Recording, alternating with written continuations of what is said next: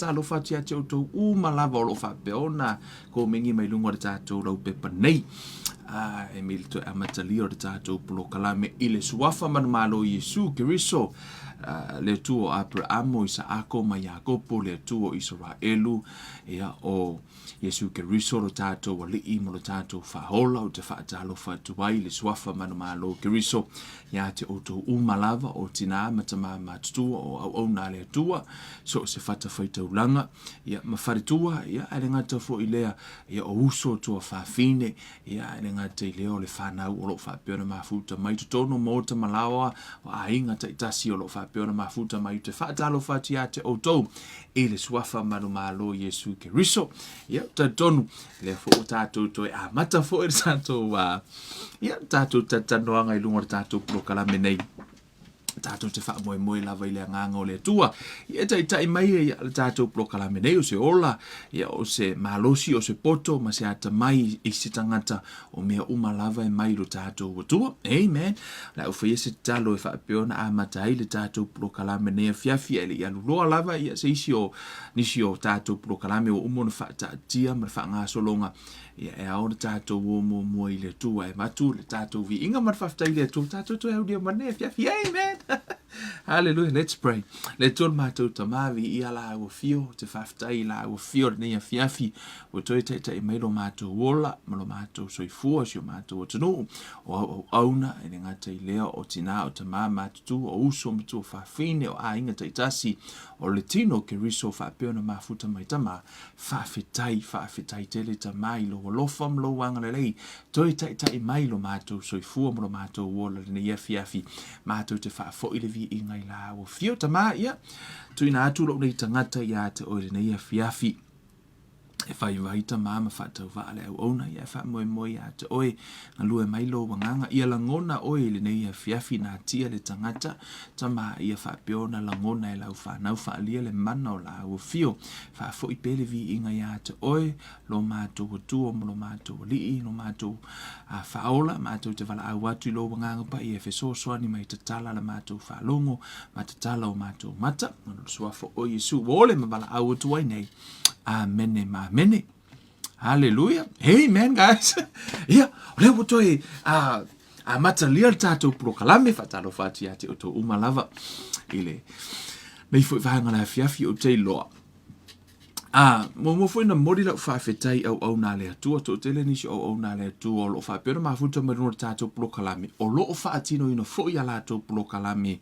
I ala le upu fola lea tua i lungo le i lungo le afo o Facebook ia po lungo for YouTube mori atu lo whaafetai malo ia te o tau whaafetai molo tō walolofa o ile tino o Keriso e le ngata fo i lea o lea tua i wala i fo ina whaavano ina o tau teime whai au tau sa ili linga tu spaia mo tau whaasoa ai le ola o lea se poto ma se ata mai se whaalinga o watu e lea tua ia te o tau whaasoa ia lofa lea tua toe whaatumu atu lau tau utu ia wā fo i e le tau tua ina olo na whina ngalo o le tino Keriso le tātou ngaluenga e whai whaatasi reisi sena te iloa mea uma ai whaafetai momoni atu alo whaanga ma le whaafetai e le kalame nei alo nei tangata whaatau waa Kevin Uruiva e auto sunga mauto o ona le atu alo whaapeona whaatino ina auto kalame ilunga o le Facebook ia whaafetai na ota nofo la fo i le nei a ono vai aso ia mo ka awhi aku i ngae e sa ili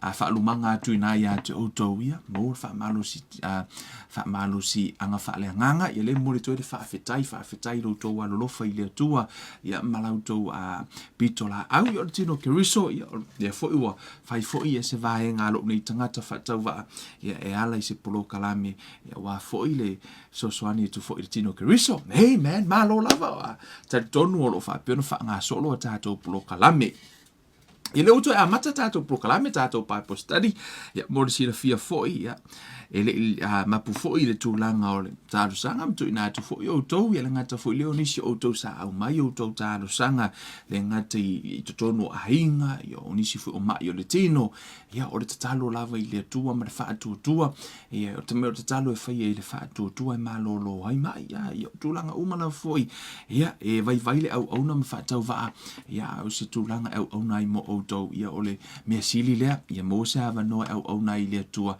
e ala le asu atu o si puvai. Ia molo tu soifua molo tu wola whaaleanganga. Ile nei a fiafi. Amen. Eini o vaenga o whapeona mana tuna tuai e toi. Tata noa I foi, a me se foi le toi. Va ai foi I le whaangaso longo tātou wa onga. Poani vaenga tāua. Vaenga tāua I lo tātou wola ma soifua. Ia, e tele nisi o vaenga o whapeo ona, tala ina foi nisi o auso vi ia le atua. La taupito la au, ia, au na le atua, la unga ina foi. Foi le vi inga I le atua I vaenga uma. Au o mafufau. Inisi o vaenga e se le tāua ile. Ilo ia te oi mau. Ai vaina I le soifuanga. E ile me tāua I le siusio manga. E ile me tāua I le ekalesia. E ile me tāua I le ainga. Ai ei fo ile me tāua ia te oi. O le me pito sirin tāua ia te oi. O le telo teimi. O tātou va aile le lei o le afoi. O le ekalesia. O tātou va aile le lei o se whaala potopotonga. Ai ngalo ia te tātou na tātou va aile vaenga I le lei I tātou. A tātou va aile tuspa ia. O Yesu. E simpo a mata upo Yesu. Yo ofo I la apostolo. O mata upo umara te whala e te whaitau wai, you can read your Bible. E a whanone me te tonu le tala whai tuain. O a onga umara va Yesu mara apostolo. It's all about self-discipline. E o afo o mata upu umai whaatatau I le ola discipline. A whanone mea. Ia la fasa more discipline. Ngai keilo. O le ola o oina.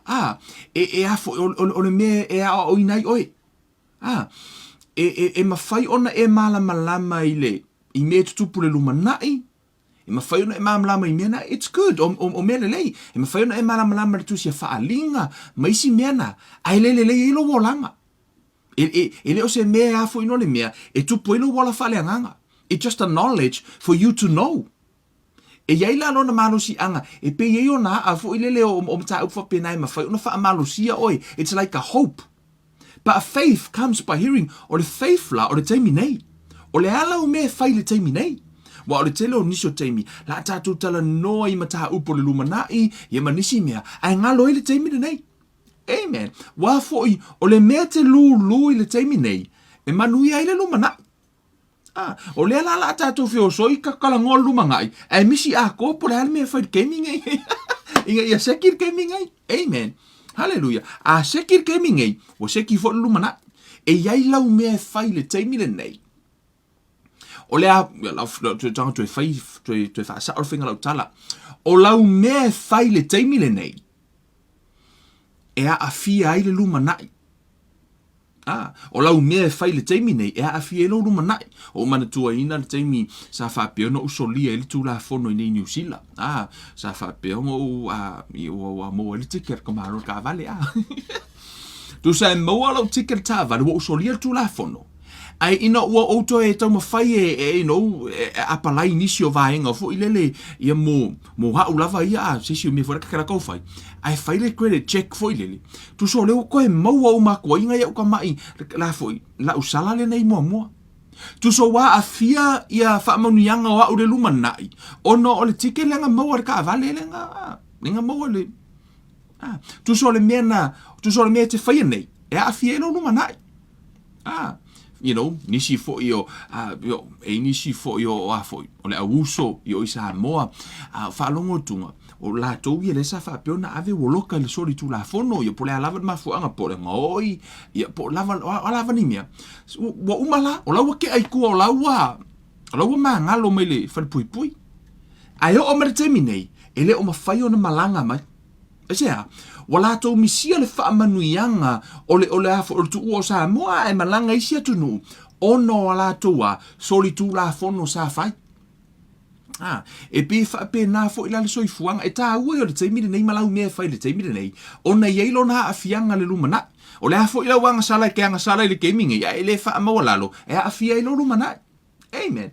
O le fiafila nei, na e ala no vatua se atana, na ono o toi tala noa atu i le tā ua o le mei le teimire nei. Now, mutato soifuanga, mutato wola. o mafau me pito isi na tawa. Ai longa o iloa le to atele o Kirisiano. I don't know pe lo to atele Kirisiano. E iai me lua le mafai ona e ave esea, pe mafai ona e pe mafai ona e ese ina. O le tua ma le tautinonga. O mena e lua, e le mafai ona e separatinga. You cannot separate faith from confession. These two, goes together. E peso masana. E o whaatasi ale mea ta o le whaatua ma le tautinonga o le upe tautalai. Amen. E o whaatasi e le mafai ona e ave esea le lua lea. Pe mawhai ona e vavai e se le lua lea, o tātou tala noa le whaatua, o tātou tala noa. Momoto i tāua, ona fo i tāua le whaatua. Ai o le whaatua la, e le mawhai ona e ave e sea mai le mea ta o le tau tinonga po le upu e te tau tala ai, mai lo whaatuatuanga. Mea nafi matala tuspa ia tali tonu i lo loto, whaatuatua i lo loto, tau tino i lo ngutu. Asea, e o whaatasi le lua lea. E tali tonu le loto, tau tino le ngutu. Ona le mafai, ona e tu ese ina le lua lea. Le mafai. O le afia fina nei, o le lau tala noa i le tāua o au upu. O upu o oi. O uma tātou tala noa le tāua le upu o le atua. Amen. O le upu o le atua e ese le tāua. Tāua le upu o le atua lo tātou wola mo le tātou soifu. O le afia fina nei, ma le tātou serious le la whanga solo. O le lau tala noa i le tāua o au upu. O upu e tautalai o e tautalai Kevin. Amen. O a upu e te tautala e ese le tāua. Amen. Ona, e mafua no whai atu e afoi. E tāua upu. Le la tātou woe, whai le whaavai ono le tātou serious le whaanga solo. O le tātou a onga lea. La tātou woe, whai le whaavai o le tātou a onga. La tātou amata mai le tusi o le amatanga. Ia por tusi o kenese. E ese le tāua. O lo wiloa ia, mo lo sira fia fo yo. O vaenga o le fionga pa i ale atua, o sau peni, ma sau api, ma tatato sius, o le tāua o au upu. Ai se ale mea leina tāua o upu. Ai pe moni fo, pe sao fo. Ile, tato uo e vali, ma ile amatanga o le tato mataha upu. Ile amatanga, fo mai, ma whaia e le atua le langi ma le lalo langi le amatanga, sa so ona nunumi le lalo langi ma ua ngao. Sa ufiti o fo ile moana ile pouliuli, na whengau fo ile anganga o le atua ile whangatai. Whamena le whai upa tonu. Ua whetalai mai le atua ia malama, ona malama ai lea. Amen. Ile amatanga, fo mai saso ona numi. Leise malama na pouliuli. Whamena ia, ua whetalai ia ile atua. Whamena tala, whamena whetalai ia atua, ia malama. Ona malama ai lea. Amen. Familia lu foi upe ono. Ua whetalai mai fo i le atua. Ia i le vā o vai le vā nimo. E vā i si vai. Mai si vai. Fo mai ia vā vai o le vā nimo. Ma vai o lalo fonga ele. Fo mai ia vā. Ona tau nuu fo i lea. Sau le lu foi upe iwa foi mai.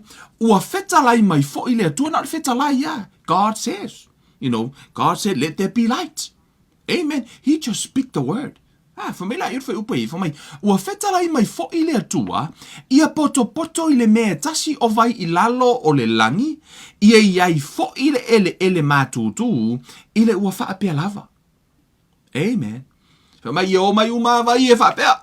Ia o vai whaapea ngā, le whainga i le atua o le whaafwanga. For me le foi upe sifuma le tasi, ona whetalai mai ai le o le atua, ia tupu le vau mua mai le ele, ma le la awafu e tupu mo na fua, ma le la au e aina o na fua. E fua mai e taitasi molo na winga, o ia te ia lava o na fatu i lungo le ele, i le ua whaapea lava. Amen. Whetalai fo i le atua i la au. Amen. Ine ia tupu mai e fua mai whetalai le atua. Ia kupu mai sa kukama. Ioso mer kukama. Mau kengi. O la au umalava na whetalai le atua o whepunga o mamai la ia. Amen. O la au umalava. Ma mea umalava na whetalai ia i le atua. Amen. So mer whai upus fuma le wha. Ua whetalai mai fo i le atua. Ia i le vā nimo o le langi o mea o le malama ai. E ilonga i le ao ma le po. Ia fai foi ma fai longa matau maso matau sanga. Amen. O le uta to loa, o le fetalai nga foi le tua, na mafuina ye me ta o le songo fua so lua scoffies fale. O le ta milonga o le oso le la mo ile siaso, o le masina mo le masina o le tausanga. Ye marta milonga le nei, na fetalai le tua, ona yai umala ia. Amen. E o mar gaming ei, o la lava kau, vivesi la usa kisi lako Big Bang Theory ma tu langa revolution ma tu langa fu ia la tu tau mawhai e fa matala. Ono fo o le lalo langi le tatu te iai, i su enga, fo mai o lai matua i, fo ino le mea, matua i perfect le pe matua i tala fea ngai lo na tu langa la iai, fo mai singa mai me ia lo langi le siku, ma kwa i maloi le isa. Me i fo la langi le siku, fo mai e mu le la. Lona winga. Matala o lai matua i perfect le mea la ye le la fo. Ia le. Ese le. La ka mai o le tua. Le i fa pea la se Big Bang Theory. No, na feta la ye le tua. Amen. Hallelujah. God is so amazing, eh? Fai upo lus ful for mai. Ua feta lai mai fo i le tua. Ia tele ona tutupu mai le sami o mea ola. E feto lofi. Ia lele fo ile manu lele i lunga o le lau ele i le vani mo nimo le langi. Fetalai ia i le atua. Fai upulua faa. Ua fetalai mai fo i le atua, ia tutupu mea ola mai le lau ele. E ta itasi malono winga o manu vai faa fanua, ma mea fetolofi, ma manu vai faa o le vao, e ta itasi malono winga. Le ua faa pea lava. Amen. Hallelujah. O le tatu te vai atua, o le fetalai ia le atua. Ile mai lava ile foi upule mar faingo le fofoanga.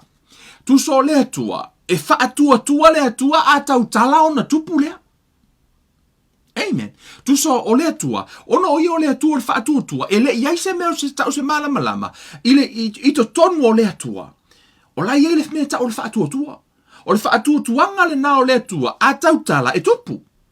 Fa mai le atua ia malama. Ia onga ki nganga le fioso mai le la, enga onga feta lai o le atua i malama. Man, he has no choice. Malama mai lo. Na ona feta lai o to le atua i malama lo. O mea o malava la, na feta lai le atua, pe na fausia e le atua, le lalo langi le nei tatu te nofo ai, na fausia e le atua i lea, i lo na fa atua, ma le upu na ia feta lai ai. Ole whainga le nana whai e le atua. God framed this world or created this world by the word. By his word. Na ona whetalai ia. Whetalai ia o le atua. Ole whainga nana whai e le atua. Amen. Whai mai lai o whai upe luono. Ina ua whai e le atua. Mai whai upe luono. Whai mai. Ona whetalai ane lea o le atua. I nā tātou whai ia o le tangata i lo tātou whaatusa. E pei o ia, whaatusa i le atua. Whamai, i nā tātou whaia ia o le tangata i lo tātou whaatusa, ia fōlinga ia i tātou, ia pule fo i lātou i o le sami, ma manu whelelei, ma manu vai wha, ma le lau ele uma. Atoa ma mea whetolofi uma, e whetolofi i le ele. Ona whaia le atua o le tangata i lona whaatusa, o le whaatusa o le atua na ia whaia ai o ia, na whaia e ia o i la ua o le tane marfafine. Ua whaamanuia fo i le atua ia te i la ua, ma ua whetala i atu le atua ia te i la ua. Ia whanawia, ma ia uluola, ma ia tumua i le lalolangi, ia whaato i lalo i ai, ma ia pule i o le sami, ma manu whenelei atoa ma mea ola uma, e whetolofi le ele. Amen. Ole mea pito i sili na umana o whaama mawhai i. Whamere tala le tuspa ia. Whamere tala le tua. Tātou whaia le tangata i lo tātou whaatusa. Le whaatusa o le atua. Lo nauinga. Na whaia le atua le tangata i lo na whaatusa. A whai na whaatuatua le atua matau tala o na iai lea. O na tupu lea.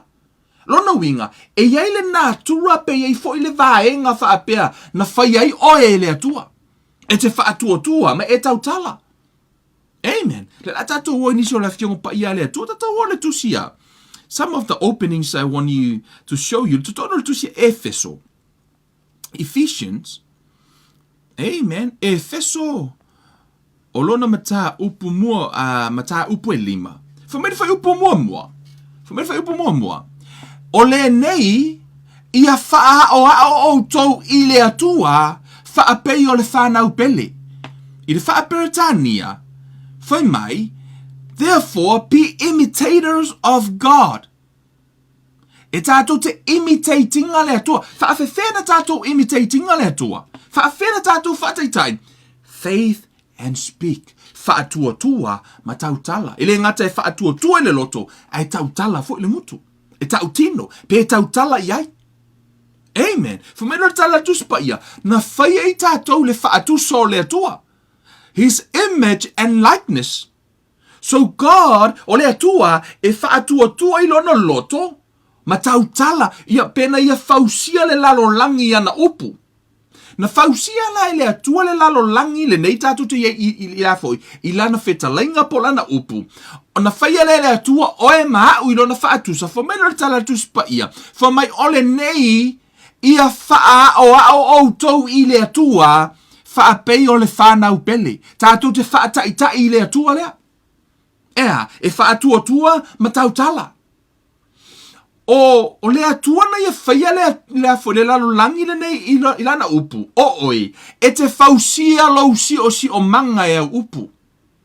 E te fausia lau ainga e lau upu, e te fausia lau whanau i le upu, e te fausia foi le a lavale. Se mea o lau tino, o le ola ma le oti, whamele tusi al whata oto o laile pule le lau whaiva. Te whiua su si mea o le tino, mai lava le ula kau lalo kumkumwai, e ke mau ele mea ta o le ola, tasi ale mea te mauai, whamai o le ola mai le oti, o laile pule, a le lau whaiva, pauanga. E te le mau si mea le pule, e te mau ele lau whaiva. E ese la le tāua. I don't know pe loa le toa tele o tangata, le tāu o upu la tau te tau talai, pele lei, pele anga, e ai fua o afo. Ka kaua tu se fata oto. Amen. Matala tu spa i o tātou faa o i le atua, faa pei o le whanau pele, imitate God. As dear children.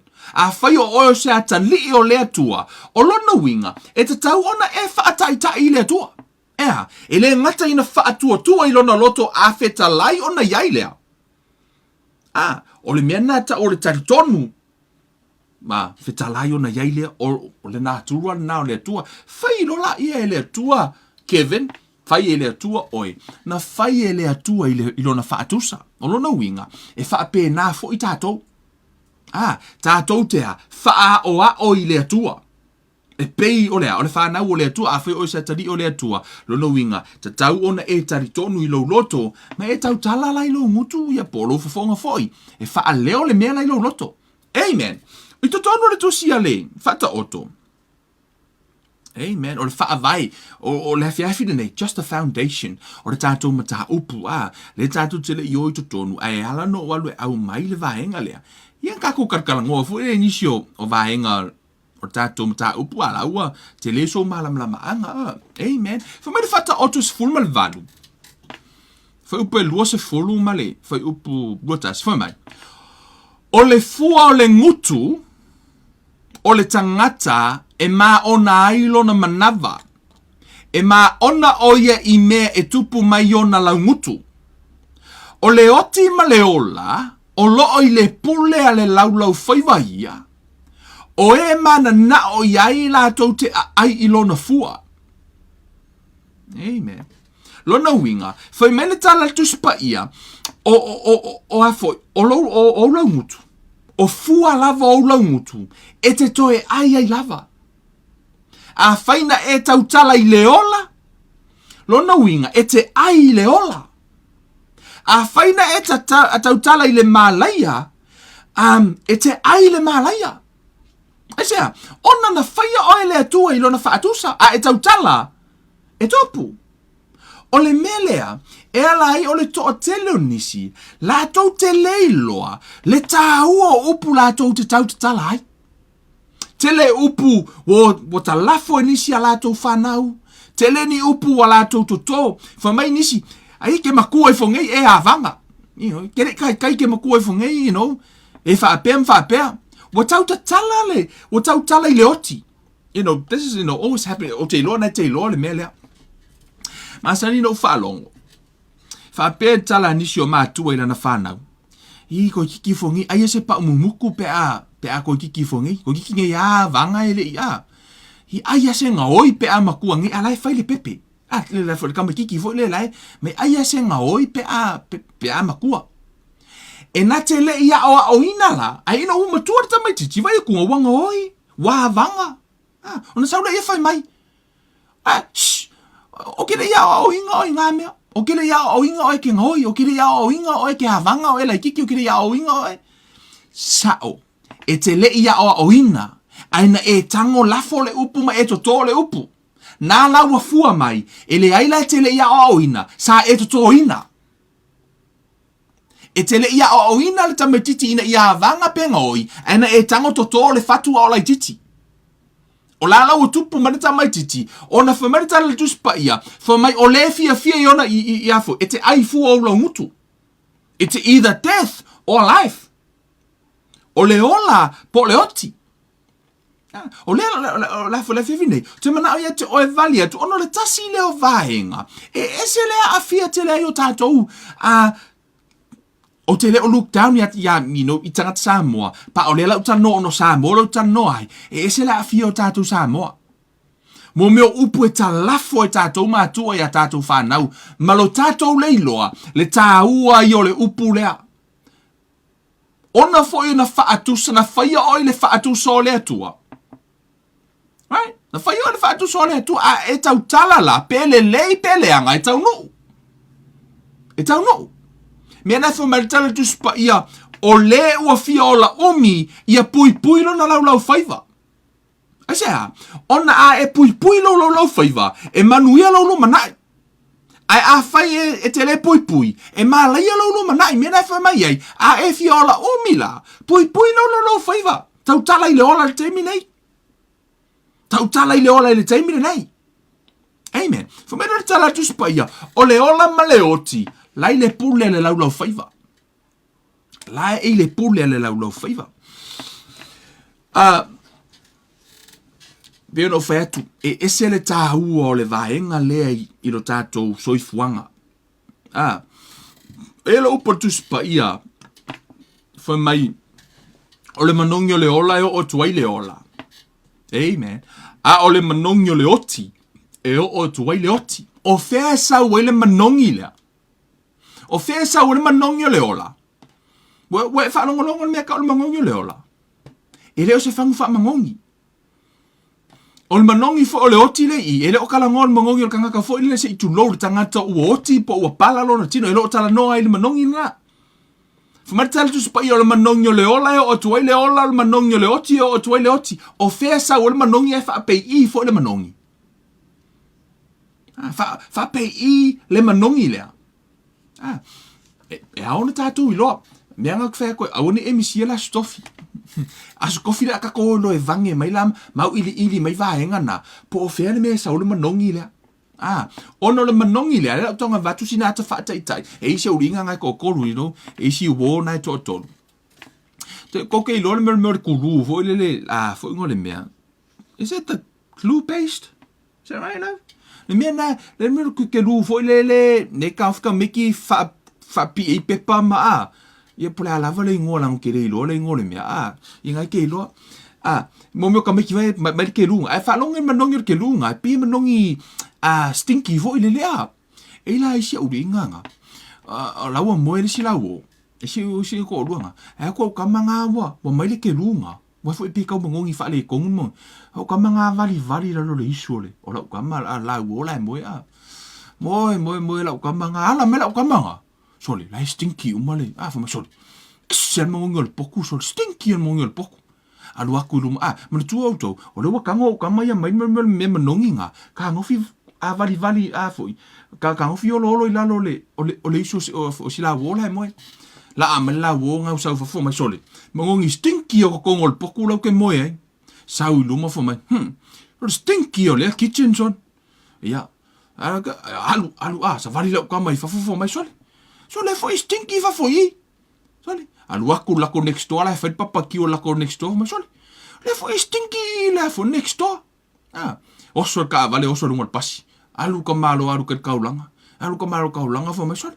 Re fo stinky ka kaulanga sole. Kilo runga fo mai sole. O stinky fo runga le langi.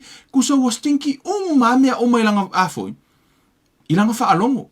Malona leiloa o lalo ifo lavo lona isu la stinky.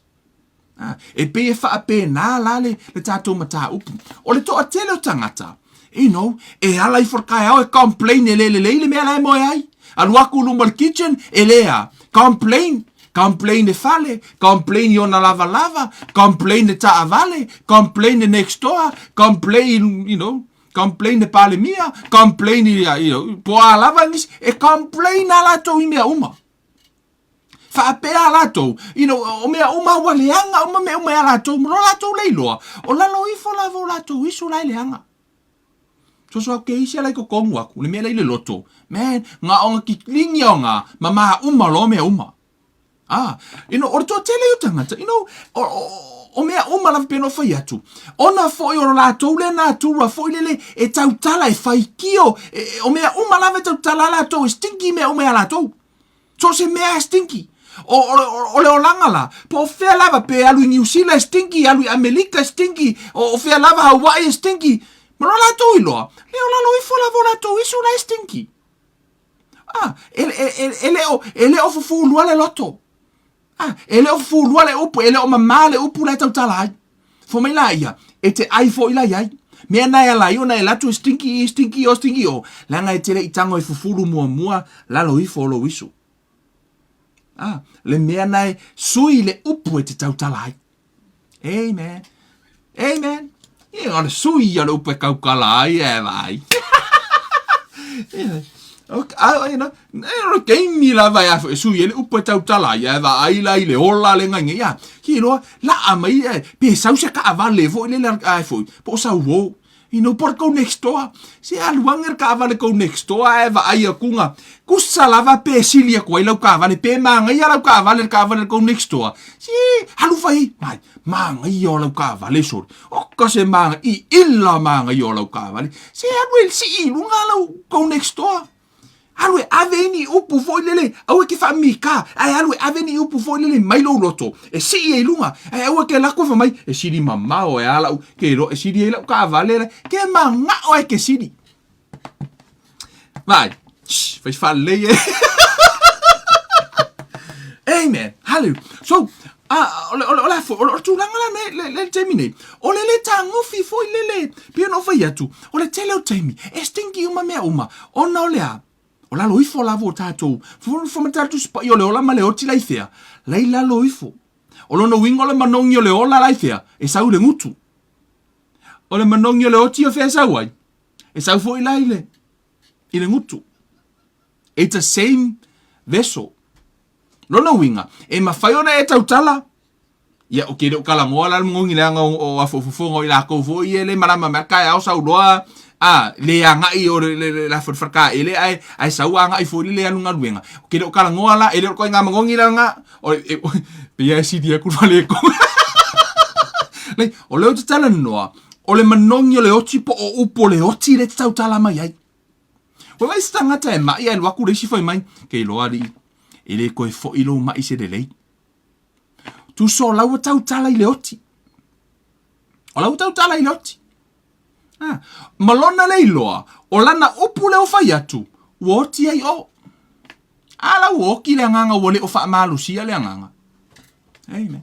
So, ese la le tahua le upu tātou tautala, po o au upu, le la fau le tātou faa vai, au le imisia la stofi wale la tala I loa lao le me sau I le ola ma le oti, ia mavaenga umalava I tonu la fiongu pa ia le atua, a o vaenga I o te mana o, e to e vale tu la fiafine nei, famatala tu spa ia, imitate God. I say, ona o le atua, e faa atua na tautala la ia, famela ia, faith, famatala tu spa ia, faith is calling things that they not, so that they were.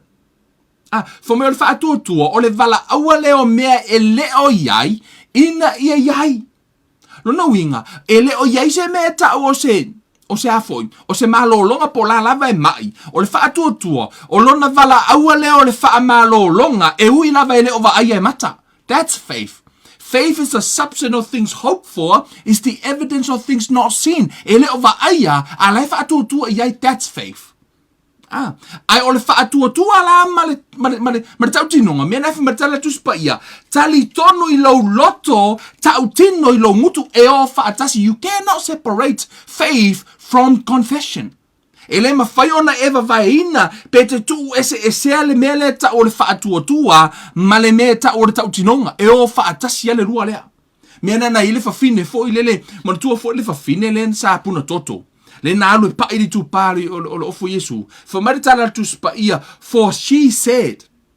Nsa, tu se ele ngata ina afo, ina tari tonu, aina tau tino fo ilo no ngutu, e fa mai lana tau tino, nga fa mai. A o pa ilava ilo no tu pa o no off.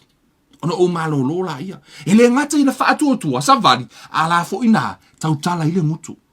Mea fo ina fa matala tu spa ia, tali Yesu ave mari fa fa mai. Tali tonu ilo loto e te ami o tonu ai, tau tino ilo ngutu e o mai ile ola. E tali tonu lo loto, e mafaina e tali tonu. Faith is good. One for fatu tua tupu ilo loto. Fia lava ni meke fa kua, it's good. Ai ele tau tala, le ima se me tupu. Me na fa matala tu spa ia e te talo. Le se me ka osu ngofo fa apea. No, tau tala le upu, tau tala le fafonga. Ona ya, e o faatasi le meta o le faatua, ma le upu e tau tala hai. Amen. E taua la le upu, e ave e tātou mātua I whanau. O upu e tau tala hai, ma o atu mato a inga lisi aso na le tasio. I think, last week, o le fale inga, e mate nofo lisi pito. Ia ai atu la le stasio runga li imana la whanau tonu. Atu la nofo mai lisi pito lai ai fo ile lea. O ta maiti fato I think fitu mo lisi po se me o le hiva fitu e la haite ta maiti tole. La wana nofo mātua lau ai. Tole mo lau whaalonga akunga le rap mai lau ngiinga. O le meo te whaanoa no ai. O upu e tau te tala I le whanau. Ai lei ma se mea ta mamati na o whai e hao ai. Ngā le whaliu mea lai, ma pie maa lie fo I lele. Fo I lele tau te tala o ta miti I upu whaasau sili, ia male te iloa tātou, te iloa teimi fo I lele murmur tamatiti. Te leo iono wa ai mene I tangata. Murmur tamatiti fo I lele pei a fia whaali, ka mai kiki mai, oh, so cute, okay, you're so cute. Gusa a pei fia whaali, I merka mai kiki mai, oh, ka se cute, so ranga fia whaali. Kango la encourage le mea nga, sfuru 5 tausanga, ele koe cute. Yoi, mea na la iona fo mai a oa o le tama o lai titi amatua, ele to e te a ise hai. E oa o le te lai titi. Fia yo isi mātua e o you know, o te lei lopa o fea sa o le filosofia lea. A o le fia yo tangata o la tō whanau I mo me upuleanga. I don't know. O te iloa e mai mariti a Apollo. Malo la tō iloa, wo la tō whaaleanga hina le luma na yo ia whanau.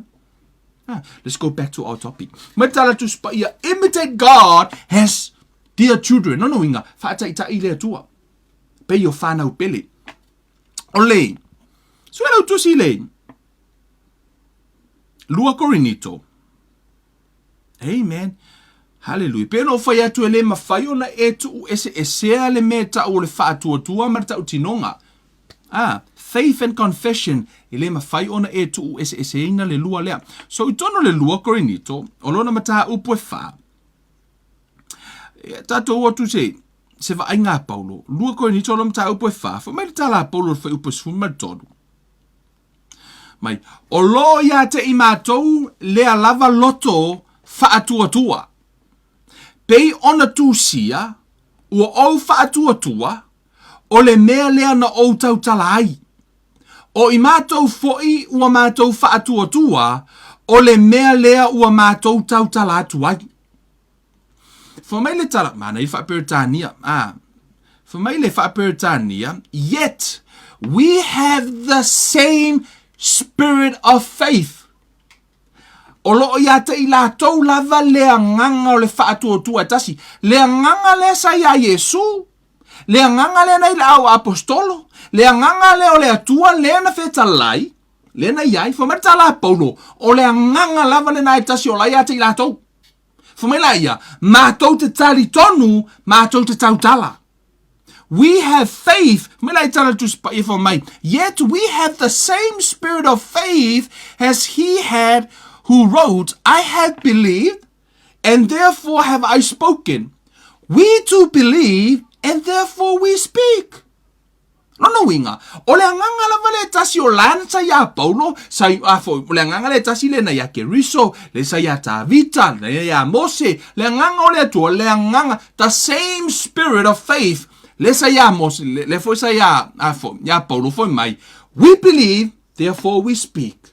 Fa pena fo the same spirit. Ele sui ya le nganga. Le nganga fo le na lilingi lungole. Le amatanga o le kalesia le aso le para for Pentecoso. O le anganga la vana tasi na wa etalia Yesu. O nai to tonu ya te oi, the same spirit. Le anganga le na ifatu ina mai Yesu mana ye woti. The same spirit live inside of you. Some of you look at me, Kevin, you mean the same spirit? Yes, same spirit. Le anganga tasi. The same spirit. Nai no foi tonu ya te auto. O le nganga lava le na. Le sa ile atua. Ile amatanga le na tari tonu na fetalai o na ia ilea. O le nganga foi na nai tonu ya te oi. E te tari tonu ilo loto. Ta utino ilo ngutu. O na ho o mai ile o le ola. Notice. E tari tonu lo loto e te ami o tonu ai. Ai o ta utino ngā lo ngutu. E te ola ai. E te le ola ino ua tari tonu lo loto. Fato a e ola ino ua tautino lo ngutu. Le mea la e tonu ai lo loto. Amen. O le mea ta o le faa ngutu lua. O le ese o le mea la ile loto. Ese le mea tautino ile ngutu. Mea na fa e ta ua tuspa i o le faa ngutu lua fa mai. E le tali ai le atua. A o le tangata e tali tonu ilo no loto. Ma tautino lo na faa tutuanga la ilo no loto e lo no ngutu. O na o mai la i o le ola. See? E ese la le tau peno fai atu. E le mawhai, you cannot separate the two. E le mawhai ona e ave se le me tau wha atu ma tau tinonga. Amen. E o wha atasi lava le me tau ro wha atu e lo loto. Ma le tau tino lo ngutu mai la i o tala pau fo mai. O i mātou foi o mātou wha atu atua, o le mea lea o mātou tau tala atu ai. Amen. Fa pena fo yoi a fa te fa tu i lo loto wo na fa lava we malolo ai na me te le tu e lunga ma e tautala o te fa tu o na fa lava wo o malolo ai by his stripe I am healed. Amen. Speak the word of God. Ta utino lo pole tu me na ta ulea o le fa tu ma le ta utinonga. Tato woile tusia. I think it tusia mariko. Mariko lo mta upue. Ese fulmartas.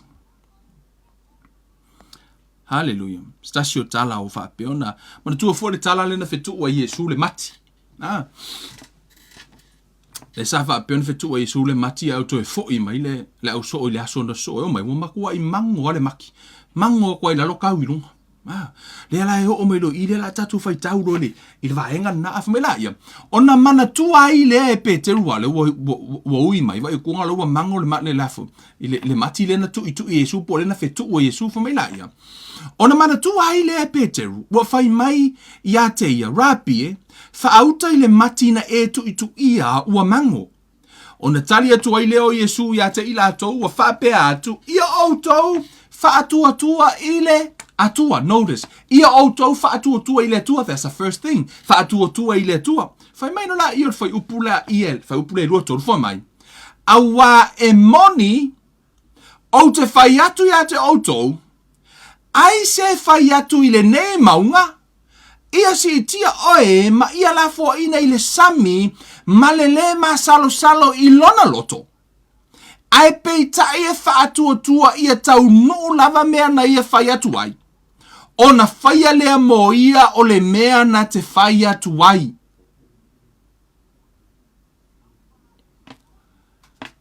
Oi, o le imitate Yesu le atua. He imitate God. He speak to the fig tree. Ona matela I o le fig tree. Na matua I tari tonu ai Yesu I lona loto. E le koe ai se si mai fig tree. Na tari tonu tautala. E le I whaapeanga mga o. Lufu mai tala Yesu.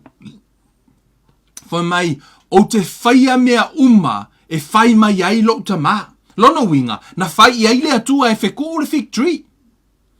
A tātou whai tau tala tu spai matala Yesu. O te whaia mea na whai mai ai lo tama. Lona winga ai na whai ai le atua e curse le fig tree. O se awa onga le mo I tātou. A whamatala Yesu. Whamai. A wā e moni o te whai atu I te auto. I say anybody. So se si lava. La vea ai oi. La vea ai mau. La vea ai mau so. So se si lava. E la vea kon whai upu lea. Whamai. A wā e moni o te whai atu I te auto. I say whai atu I le nei maunga. Ke wa ai lei ai. O lenga kalango le fig tree. Ai kango Yesu. Whamai. Wala I kiki ke le fig tree. A mai la le maunga le se e whai mwhakai kainga. Whamai.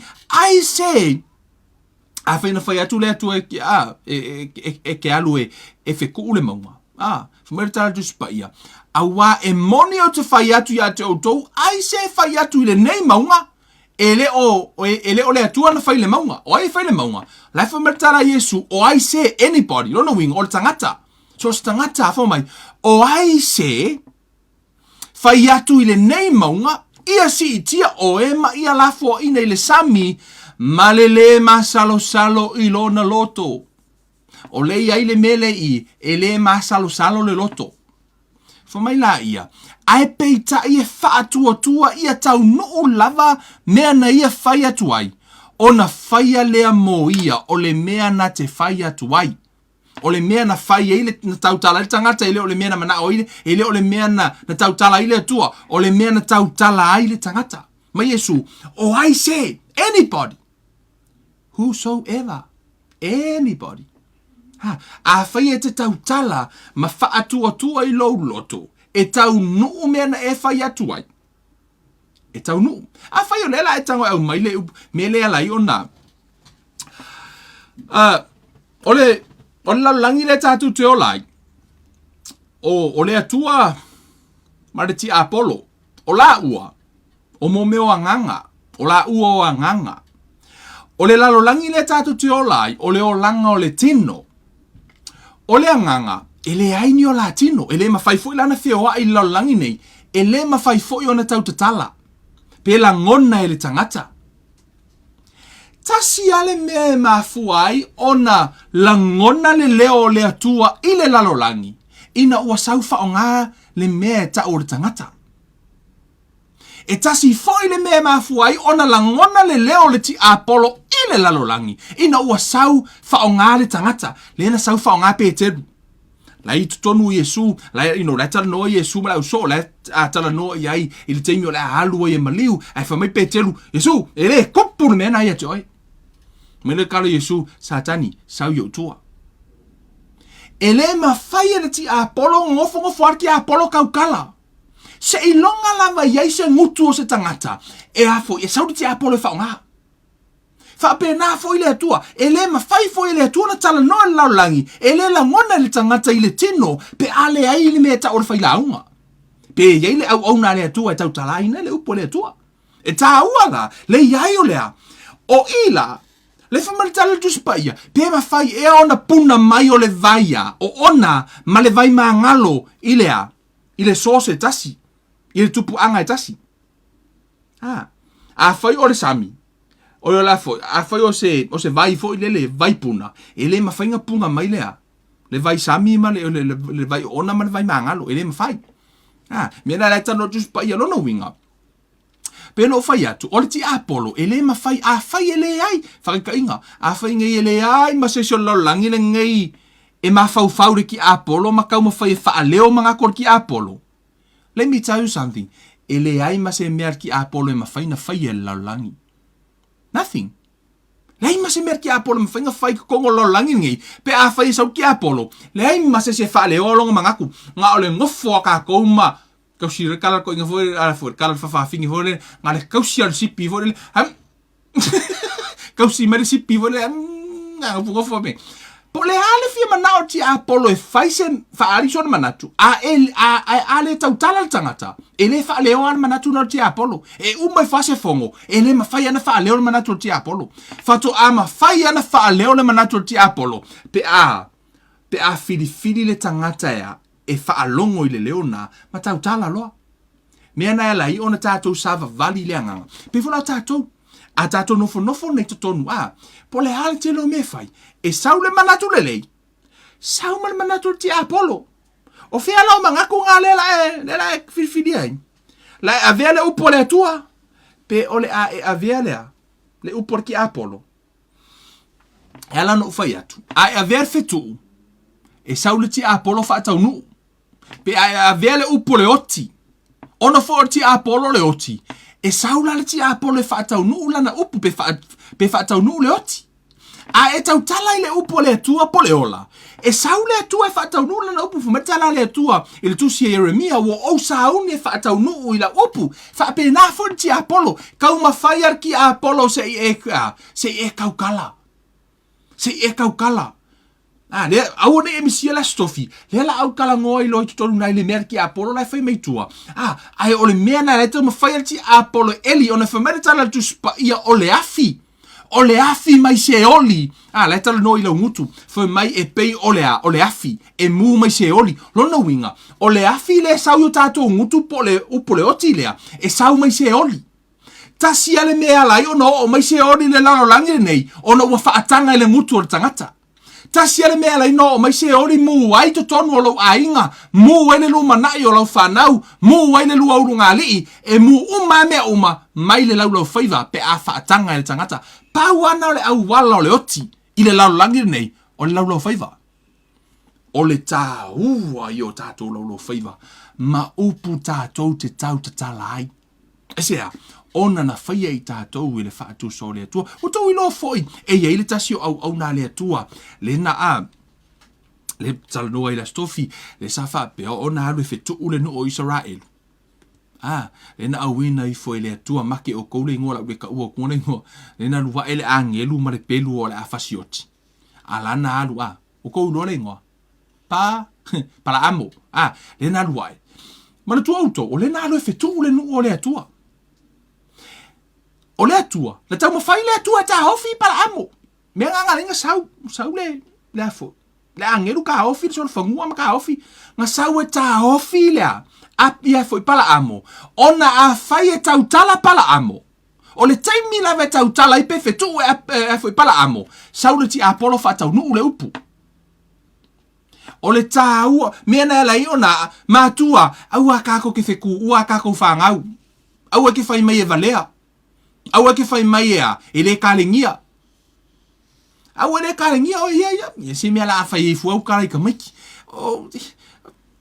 Si ilunga tatou whanau. Ave le upo le atua. For you can do all things through Christ who strengthening you. Tau tala i le ola. Se ave le ola i whanau. Ave le ola i whanau. E leo se mangi o Kevin. Mangi o oe malo a inga. O le mangi o manguia o oe malou a inga. Tau tala i lau whanau, ave i eile upu ole ola. Whamai ole ola ma le oti, o laile pule le lau whaiva. A e tau tala e manuia, whamai le tala a polo, ua au taritonu i lau loto. O le mea leo te tau tala ai, a e taritonu i lau loto, a e tau tala e manuia lau whanau. Yes, it happened. E tau tala e manuia. Hey man. Tau tala e manuia. Asia, taritonu i lau loto. Ia ma e tau tino i lo ngutu. O na ho o mai eila i o le hola. O le wha vai leo o fatua le afia file nei. O le a tātou tala noa. Ma o te tala ina le tātou ma tā upu i le asu tofi. O no le te le o nisi o vaenga. E o te mana o wha tāua i a te oe. Le tāua o au upu. O upu oe po upu tātou tau talai. O na whamai le tala tu spa ia. E te tau noa whamai imitate God has dear children. Whamai o tātou wha o a o i le atua. O umana tātou whai tau le amatanga o le atua. E wha atua tua ma tau tala. E o wha atasi fo i mea i e lua. E le ma whai ona e ave ese ina i totonu o le wha atua tuanga. Mea fo i nai whamai tala tu spa ia. A o na e sau talia Yesu. Whamai tala tu spa ia. Tali tonu i lau loto, that's faith. Tau tino i lau ngutu. Fa mai lai, e te ola la tau tinonga. Se vai, fa mai le tala le tuspai. Oi, tato oi na, let's go there. Amen. Fa uma tato mata upu le lafu. Tato ora tusina Roma. E se le kaua. Ono le tōtele. Roma se fulu. E ilo tatonunga. O tato tama fai e whainga ruenga. Here's a funny thing. Kako kama fai o ke whainga ruenga maalosi ia makua. Ke le sau saving. Kama fai e whainga ruenga maalosi ia kupu. Fai sau papovi. Fai le me lea. Ke whiu e ke whainga ruenga. E le kupua. Nea lau e fisili. The more you work hard, the more fui le ke vai kuala le ima se me pe ai e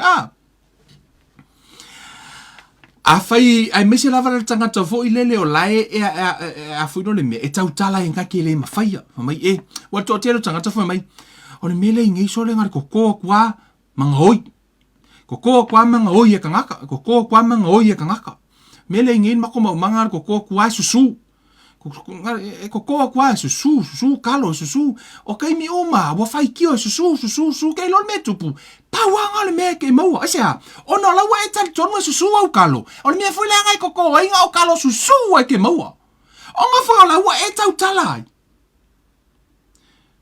for me Kevin ele singa for me Kevin ele kai ele work na me ele usa upo le tua mai Yesu ea, tai tonu lo loto tau tino lo ngutu le maunga si i maru i oa e kupu.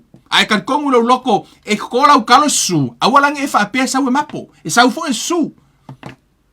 Right? Ai kan kongu ele umi e whengaru nga e kuri oe. E muki ngo ai kupu. Asia, o le mea ue e tai tonu ai mo e tau tino fo e tupu.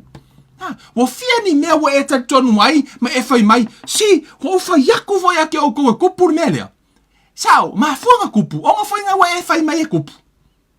Wa o to telo nisi e fi ngau so lau kari kongu wa o mele kupu nga onga kupua fa mai kwala ia mo fe kule ya fo ya o ko mele kupu u mare ngo fe ke o ko kupu mele ai ko ke le fa longwa sao ma fuanga kupu ele onga o la fo o se o e ke aka mai le ma fuanga kupu le nga na e tau tala ai mena wala ina tupu ia menga lenga suko kalo ai fai mera tala tu spai tatu fai tafol fai upeo fai mai le mana fai mai ole amio tonu e maua i le faatu tua ua faapeo na fai mai aua le faapea i foi lo loto o ai se alua ai le langi o lo no winga ina ia ami ake riso ia maliu ifo pe faapea o ai se alu ifo i le melo loto o lo no winga ona ia ami ake riso i afo ia maliu wa ena ye uoti a olea ua fai mai ai, ua lata ia te oile upu, o i lou ngutu ma lou loto, o le upu lea o le whaatua o le upu lea o le whaatua o mātou o tāla i atuai, a fai e te tautino i lou ngutu i le ali o Yesu Keriso, ma talitonu i lou loto, ua toi whaatuina mai o ia ele atua na ye uoti, e whaaola i nai oe. A wā o le loto e talitonu ai, e o mai ai le ami o tonu. A o le ngutu e tautino ai, e o mai ai le ola. Amen. Ua tātou whai tauru whai upe ono, ma whai upe fitu. Whai mai. A kongu ke ufa pese si famai awani uto fai mai alu se sino nga lange au mai Yesu au mai fa kanga that's why la fo winga na foi upuna ku se hi kanga ka foi le fapia se ilonga e sau Yesu ku yo duma fai mai Yesu Kevin o oe wa e fa ola inga mo fa ma ngalo wa ngasala fa mai oi se alu no lange au mai Yesu e fai le menga o ai foi se alu se melo loko e ko au mai tu sai o la tau fai apostolo e tau au mai se ata foi lele o le tau mafai o tangate a lato ngā luenga ina ia mafai o na ola ai fa marikala kuspaia ole ola o ngai lalo i fole isu right under the nose olea lai lalo fai wa luenga na tala paulo fa mai oi alu no le lange mai ke riso il faolkanga oi foi alu le melo loko o le faolkanga ngai lalo i fo na i tatou lalo fai wa awatang ngai mo el meta ole ola oi, e kau nei senga luenga ke whaia. Ole i. O mea o malam. O le ola, I le amatanga o lo wola whaaleanganga na e whanau whaaleanganga I le mea na tali tonu ai lo loto. Ma tautino ai lo ngutu. That's how we born again. O le mea, o le awala le nano tātou whanau fōwina ai. O le awala fo I le nā tātou te ola ai pe awa umana tātou whanau. It's the same way. A whaina tali tonu I lo loto ma e tautino I lo ngutu ma e ola ai. O le awala fo I le nai te ola I lo olanga atoa. Lo olanga ke rusiano atoa. O le awala le nā. Tali tonu, tautino. Tali tonu, tautino. You know. Tautino le upo le atua. You know, the Bible says we walk by faith. Not by sight. Not by feelings. Tātou te le usavali ni whaalongonga. Le tātou te savali lea, le whaatua. Ku sa peki ngā mai lo kua. Awa le fefe. Aya. Matala tu spa ia, ona whaalava. Ua malolo. Speak life. Aye. The Bible says, imitate God as dear children. Lona winga. O mana tātou wore tua le tusi e kenese. Nā lo whaapeona tala noa mai ai ma tātou waai. Whamai wa feta lai lea tua mai a fausia le lalo langi I lana opu. Whaape nā fo I la oe mau. Tātou te fausia lo tātou si o manga ia tātou upu. Ia tātou lau whaiva. O le mea mua le a apa le atua sui. O le tangata. O le a. O lana tautinonga. E mua. Le teimina e whanau whawinai. Na mua tango le atua sui le upu tautala ai. Whamai tonu I lo loto. Sui lo malau tautinonga. Tautino I lo ngutu. E o mai le ola. O le awala fo I le nā tātou te ola ai. Pe tātou te savavali ai whaaleanganga. O lea. Tali tonu I o tātou loto I le upu le atua. Ma tautino I o tātou ngutu. Ona ho o mai ai leo le ola. Amen. O le whaavae le nā o le tātou mata upu po le tātou polo kalame. O lo tau vali nei. O le tātou wa. O le pule o afo I po le malo si anga. Ia mba le pule ma le mana. O lo o iau tātou lava upu po. Tātou lo whaiva le upu. Oe ma le upu au. Le alala tātou wo ai. I le a sotofi a wane e misi le tātou polo kalame. O le a tātou wo I lo ai au mai se vaenga pito. Sili o le tāua. I le upu le te tautalai. Ma o I foi o le a e lo ai. Le tele o mea nai tutupu I lo so I fuamalo wola. E le ono o le si o manga ma le o langa. Ni hai, o mea na whaatanga I oi. O upu ia mai le tala notus pa ia o le afi mai se oli, o le afi mai kena. Fo mai la ia le tala notus e Jakopo a. O inala, o le afi le na, tasi lava lona fai to e o mai le o langa le nei e mu ai lo tātou o langa nei ma mu ai le o langa o tangata. E mai lona lau faiva. A kongo la wa e ola le teimi nei, a ngai ke ola ngi mea o ngai mu. Le la tātou tatan noai, ma whaale leia. Whaale leia o ma mea nā. Amen, mea tā ua lava. Tātou sala moi, tātou upu. Whaale au ngāni upu na tātou lafo ia tātou whanau. Ma tātou tatalo I lea tua ine. Ma whai ona whamangalo I tātou. Amen. Thank God it's never too late. Amen. You can repent right now. E ma whai ona e whamawalalo. Le taimi lava nei. Tatalo I lea tua e whaale au ngā umani upu na e lafo I lau whanau. Mani upu na e lafo I lungo o afo. Ngā lo whai mai e ngā o ai kahalafu. Ngā o whaalave lave. Ngā o whaalave lave a whea ngai malo o langa. O ngā lave ke kaukala I whaalave lave. Yeah. So o le mea nā, se sui e tātou confession, sui whaatua ma tautino. Amen. Tātou talo I lea tua mea tāua, tātou whaamaola lalo I lea tua. Let's pray. Le tua mātou tamā, vi ia la ua fio de nei a fiafi, mātou noa I lau upu ma mātou whailoa, le mana o a fionga e mise, le upu mātou tautalai ona na e whaia I mātou I lou whaatusa. E te whaatua ona e whetalai lea ona iai lea, na e whaia foi le tangata e pei o oi, e le ngata ina ia whaatua ilona loto tautino ilona ngutu e o oi ia te ia leola.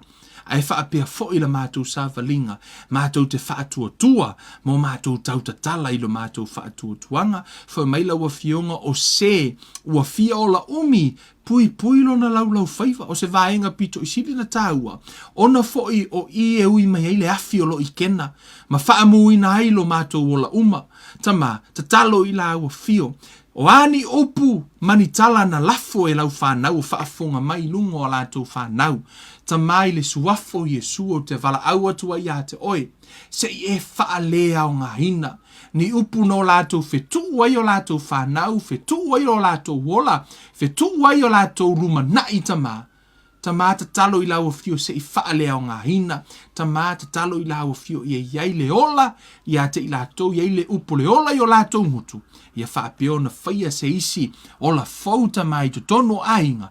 Ia whaapio na toi a tina ena i o mātou tangata. Whaamanuia lau fio toi a mataina o mātou awa onga. Nei vai aso maleanga i atu, i le alofa maleanga le lei o lau fio whaafitai lau upu nei a fiafi, ono le suafo o Yesu Keriso wa ole ma wala au tuai nei. Amen, amen.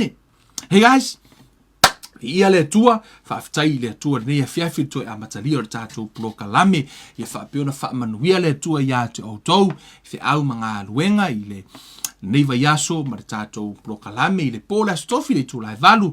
Hea o le tātou o lo lai tutonu wa le o loa umana, whai le tātou whaavai o loa ei loa i le nāturo o le atua whaapere tusi o kenese, le lau o tātou o mai tonu whame o le ola ma le oti lai le pule lau lau whaiva, ma le tele o vahenga o tātou i loa, o le kele ia po le tele ia o le ao ngā, po o upu tātou te tautalai.